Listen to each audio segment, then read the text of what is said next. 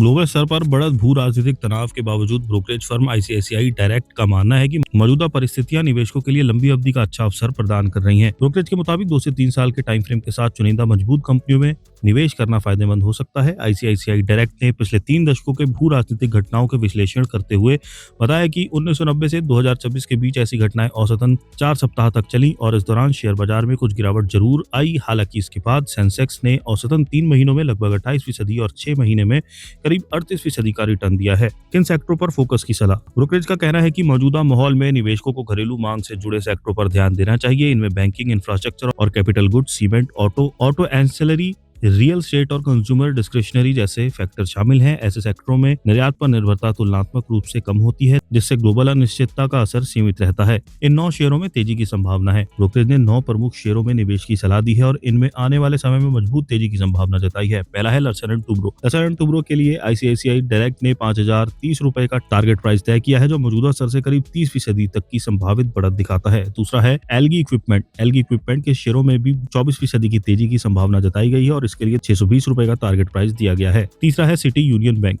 City union bank के शेयरों के लिए 320 रुपए का टारगेट प्राइस तय किया गया है, जो मौजूदा स्तर से करीब 23% तक की संभावित बढ़त को दिखाता है। चौथा है Nippon India AMC. Nippon India AMC के लिए 1020 रुपए का लक्ष्य दिया गया है, जिससे शेयर में करीब 21% तक की तेजी की संभावना बताई गई है। पांचवा है स्टार सीमेंट। सीमेंट सेक्टर की कंपनी स्टार सीमेंट में भी मजबूत संभावनाएं दिखाई गई हैं। ब्रोकरेज के मुताबिक इसका शेयर 300 रुपए तक जा सकता है, जो लगभग 46% की संभावित तेजी दिखाता है। चैल्ट होटल्स। होटल सेक्टर से केवल चैल्ट होटल्स को इस सूची में शामिल किया गया है। आईसीआईसीआई डायरेक्ट के मुताबिक इस शेयर का लक्ष्य 1055 रुपए है, जिससे करीब 40% तक की संभावित बढ़त का अनुमान है। सातवां है NRB bearings. Auto ancillary sector में एनआरबी बियरिंग्स को ब्रोकरेज ने बाय रेटिंग दी है। इसके लिए 353 रुपए का टारगेट प्राइस तय किया गया है, जो करीब 37% की संभावित तेजी दिखाता है। आठवां है एशियन पेंट्स। भारत की सबसे बड़ी पेंट कंपनी एशियन पेंट्स भी इस सूची में शामिल है। ब्रोकरेज ने इसके लिए 3055 रुपए का टारगेट प्राइस तय किया है, जो मौजूदा स्तर से लगभग 34% की संभावित बढ़त का संकेत देता है। नौवां है इंडो काउंट इंडस्ट्रीज। इस सूची में सबसे अधिक संभावित तेजी इंडो काउंट इंडस्ट्रीज में बताई गई है। आईसीआईसीआई डायरेक्ट ने